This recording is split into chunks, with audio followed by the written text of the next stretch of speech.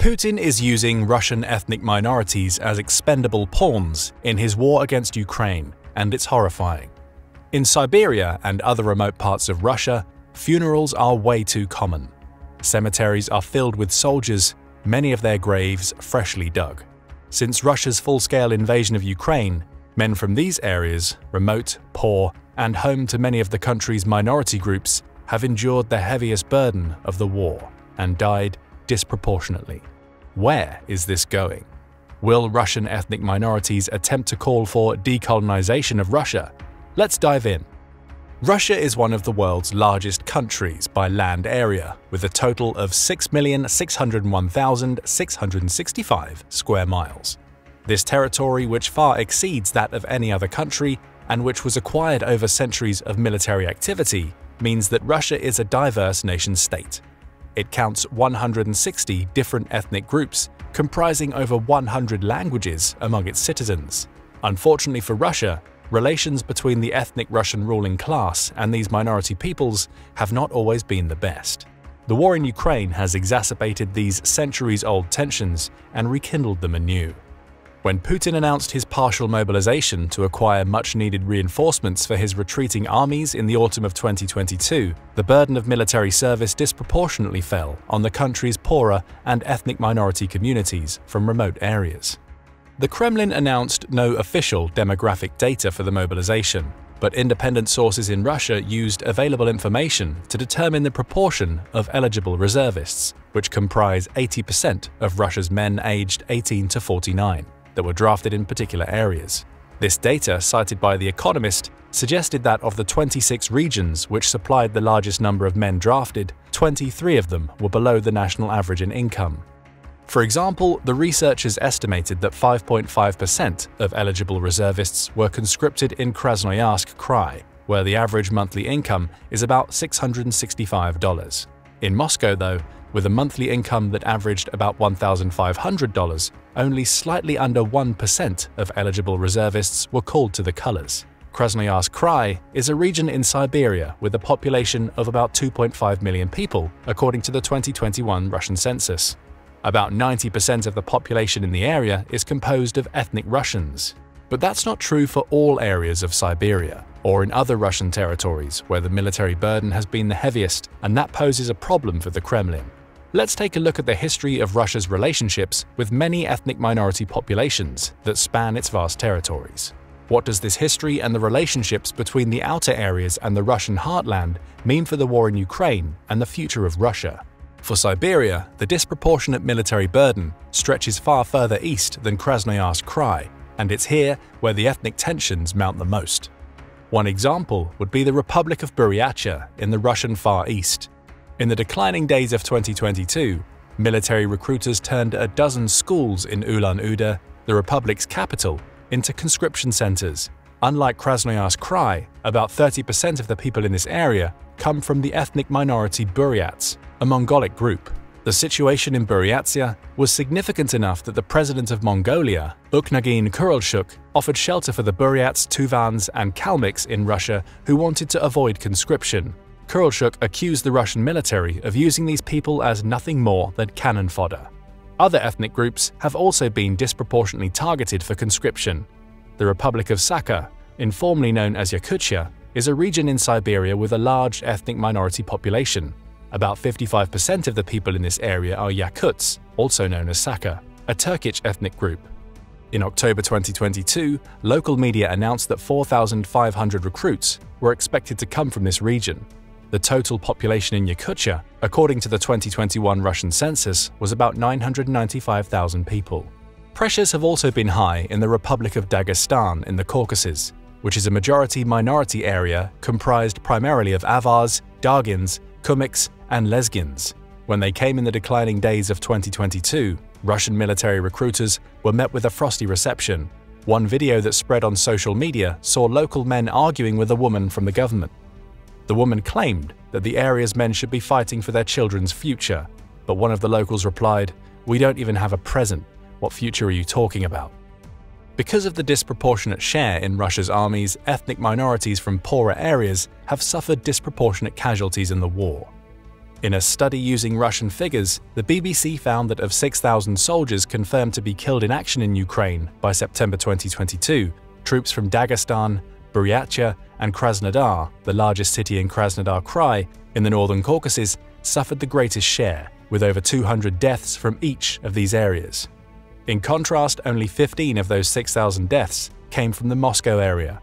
As conscripted soldiers have often been sent into the worst enemy fire in battles such as Bakhmut and now Avdiivka, often without body armor or proper equipment, we can be sure that many more ethnic minorities from Russia's poorer regions have suffered and died disproportionately in the months since. Units from Russia's Eastern Military District, which comprises Buryatia and large parts of Siberia, have seen disproportionate action as well, even before the wave of mobilization. They took a leading part in the Battle of Kiev, for example, where Russia's attack stalled and was then thrown back with significant casualties. Russia's ethnic minorities from Siberia and elsewhere have been treated poorly, even when they do not become casualties. Hazing is common in the Russian military, and these more vulnerable troops are easy targets. Regular army troops have often been accused of stealing valuable equipment and belongings of the conscripts, such as body armor, further inflating the latter's casualty figures. This maltreatment in the military is often indicative of the treatment of ethnic minorities in civil society at large, a maltreatment that goes back centuries. When the Russian Empire began to expand east of the Ural Mountains and into Siberia, it encountered hostile tribes, the ancestors of Russia's ethnic minority groups today. To maintain control over these people and extract the valuable resources Siberia had to offer, the Russian authorities would send Cossack raiders against their villages. Then, the same Russian authorities would offer to protect the tribes from such raids in exchange for valuable commodities, like the thick furs from the fauna of the Siberian wilderness, which they could sell for a fortune in Europe. It was a cynical ploy that allowed for greater incorporation of Siberia into the Russian political structure. The Russian army built a series of forts along the way, supposedly to protect the trade routes. The end result was that the Siberian tribes enriched the Russian Empire that oppressed them, on the backs of their own labor in extracting the furs and other resources. Meanwhile, Russia took advantage of the divided nature of Siberia and used the tribes to fight each other to secure its interests. This not only enhanced Russia's rule over Siberia, but it ensured that the tribes would die so that ethnic Russians need not. Sound familiar? To ensure that the tribes would be fighting one another, Russia used its agents to spread divisive propaganda, playing them off against each other. Sound familiar? However, although Russia conquered the isolated, poor and ill-equipped Siberian people with ease, truly incorporating them into Russian society proved to be a task that was more trouble than it was worth. This was no empire along centralized lines like that seen in Europe, but rather more closely resembled a federal or confederal structure.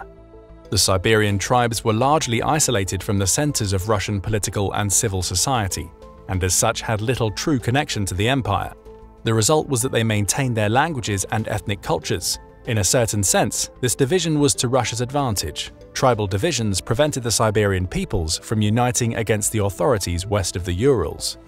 To maintain this division, all of the roads that Russia built in the vast Siberian wilderness linked back to the heartland in Europe, rather than connecting the tribal villages with each other. This remains the case today. All of these factors amounted to Siberia essentially being Russia's version of an overseas colony. The only meaningful interaction of the tribes with the machinery of the Russian state was to bring their tributes to the trading posts. The entire arrangement was designed to enrich a far-flung motherland at Siberia's expense. It was little different than the Western powers' colonies in the Americas, Africa, and Asia. The treatment of the ethnic minorities in other areas, especially in the Caucasus, mirrored the treatment of the Siberian tribes, but on a grander scale because of the more densely populated regions. Russia's expansion southward into the Caucasus and Central Asia saw many of the same policies it had used in Siberia. The non-ethnic Russians were treated brutally. For example, the Russian Tsar Alexander II is often seen in a positive light for ending serfdom within the empire. However, in 1864, his attempt to expel the Muslim Circassians from the Caucasus region killed 600,000 people in what is today known as the Circassian Genocide. Alexander considered this a necessity, as these formerly Ottoman territories, which came into the Russian fold in the 1829 Treaty of Adrianople, had proven unwilling to accept the authority of the Tsars or convert from Islam to Russian Orthodox Christianity. Then there was Russia's policy in Crimea. Today, the illegally annexed territory is mostly comprised of ethnic Russians. It was not always so. When Russia first gained control over the peninsula in 1783, the Crimean Tatars, a Turkic Muslim ethnic group, made up 85% of the peninsula's population. Recognizing the strategic importance of the new territory, Catherine the Great decided to remake Crimea's population. She made generous land grants to the Russian nobility and encouraged Russian emigration to the area. The Tatars then gradually began to flee. Those that didn't were in for much worse. After the Russian Empire lost the Crimean War in the 1850s, the Tatars became a convenient scapegoat. The Tatars were forced to abandon their language in favor of Russian. The cleansing of language was so complete that it even applied to road and street names, which were renamed in the Russian tongue. In 1850, just before the Crimean War, about 275 Tatars lived in Crimea. A decade later, that number had been reduced to 194,000. The fall of the Russian Empire and the rise of the Soviet Union should have made the situation better for the country's ethnic minorities. After all, communism has inherently egalitarian principles within it. However, these are often not applied in practice, and the Soviet Union was no different. In Crimea, as many as 40,000 Tatars were caught in Stalin's purges. These people were sent to labor camps in Siberia. That was only the beginning of their suffering, however. Stalin accused the Tatars of siding with Germany in World War II. The result was another round of ethnic cleansing. Many were deported to then Soviet Uzbekistan. Up to half of them died on the journey. They were not allowed to return to Crimea until 1989. After the 2014 annexation, the Tatars were treated the same way, with the Russian government banning language classes and even traditional clothing. Today, though, there are 250,000 Tatars in Crimea, but they only make up about 12% of their historic homeland's population. In Siberia, the situation was much the same. The Soviet Union treated the Siberian tribes and villages as commodities, just as the old empire had, but in a more personal way. In the days of the empire, the authorities in Moscow were more interested in natural resources than people. That changed under the Soviet Union. In World War II, 20% of all people living in Siberia were drafted into the Red Army, placing a disproportionate share of the military burden on these communities. This set a precedent for what would come in the war in Ukraine. In other matters, the Siberian people were also worse off. Under the Russian Empire, the people of Siberia were largely left to their own devices, as long as they were isolated and could not challenge imperial rule, because this wilderness was not a center of major strategic importance like Crimea or Russia's border in Europe. However, communism has universalism inherent to its political ideology, and the new authorities in Moscow were not content to let Siberian tribes live as they always had. Instead, they adopted an approach similar to the one the earlier Russian Empire had taken in Crimea. The Russian authorities made efforts to suppress the native culture and identity. The nomadic tribes of Siberia were not allowed to remain nomads. Instead, they were forced into communist farming practices. Meanwhile, their children were forced into Soviet schools and encouraged to forget their native language in favor of Russian. The Soviet Union did bring an important change for the tribe's betterment, though. Unlike the empire, which left the tribes scattered and isolated, the Soviets created separate Siberian republics, each with their own laws, officially recognized languages, and other institutions of civic life. For example, the current Sakha Republic had its foundation in the early 1920s as a separate socialist republic within the Soviet Union. After the Soviet Union's collapse, this Yakut Autonomous Soviet Socialist Republic was transformed into the current Sakha Republic under the auspices of the Russian Federation. This and other republics, with their ethnic minority populations, were granted significant privileges in the early days of post-Soviet Russia. However, Vladimir Putin's rise to power in 1999 heralded the return of Moscow's historical treatment of its ethnic minorities and outer territories. The destruction of Grozny in the 1999-2000 battle signaled the start of things to come under Putin's reign.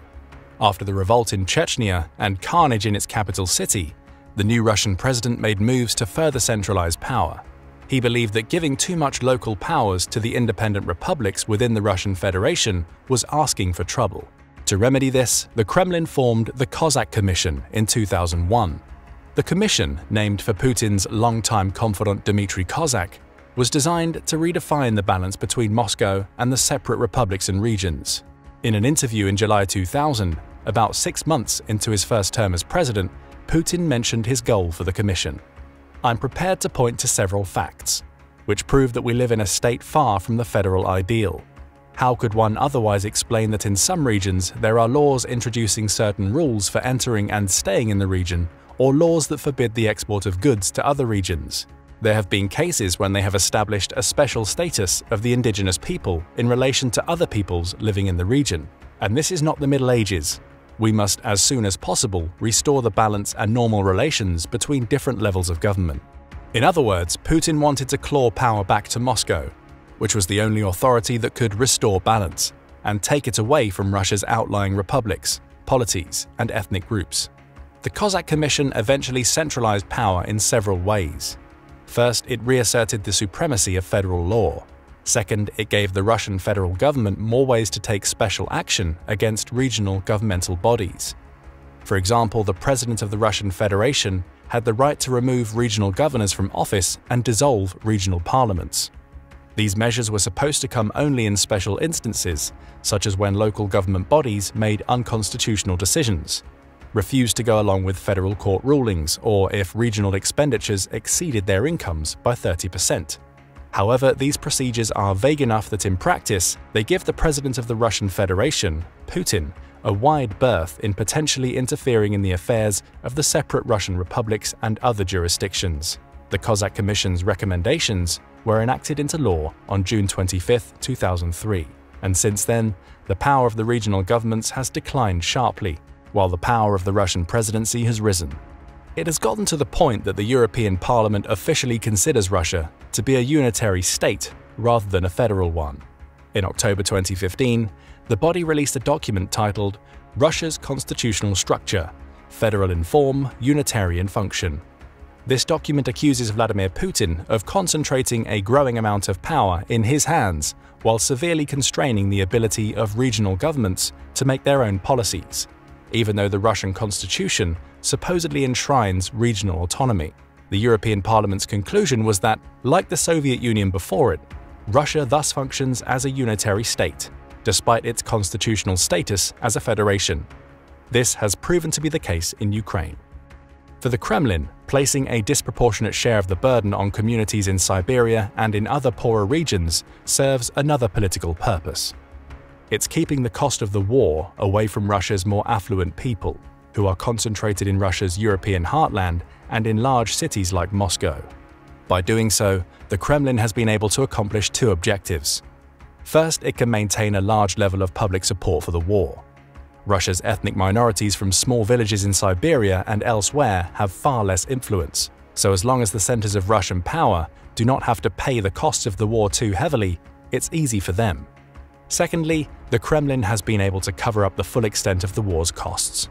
By spreading casualties over a much broader area and among relatively isolated populations, the Kremlin can mask the war's impact on Russia's people. No one bats an eye if there are dead bodies returning to isolated villages that often don't even communicate with each other. In contrast, if thousands of people were returning with wounds or in caskets to a place like Moscow, the war's costs would be much more visible and among a more influential part of the country's population. However, the Kremlin's strategy of isolating the war's costs to the fringes of Russian society might be starting to fray.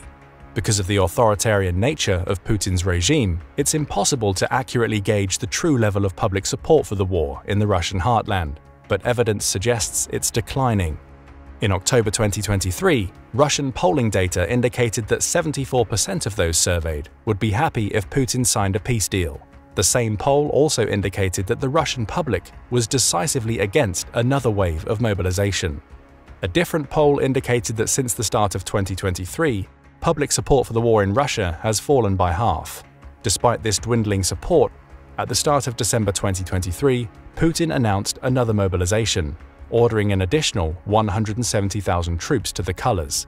Disproportionate numbers of these new troops will certainly come from Russia's far-flung regions and its poorer and ethnic minority populations. However, the new wave of mobilization is a risk that Putin is willing to take. Putting so much of the war's burdens on the country's ethnic minority populations comes with another potential benefit for the Kremlin. Military service to the Russian state is about the only thing that many of these ethnic groups, especially in far-flung Siberia, share with Moscow and with each other. With the censoring of the internet and alternatives to Russian state media, these poorer and ethnic minority groups often have no access to alternative sources of information, unlike the more affluent Russian population in the European heartland. The result is a forged identity that serves Putin's purpose of assimilating all of these disparate groups into the Russian state, something that the Russian Empire and even the Soviet Union never attempted to do on a uniform basis. Do you think that Putin will succeed in these efforts?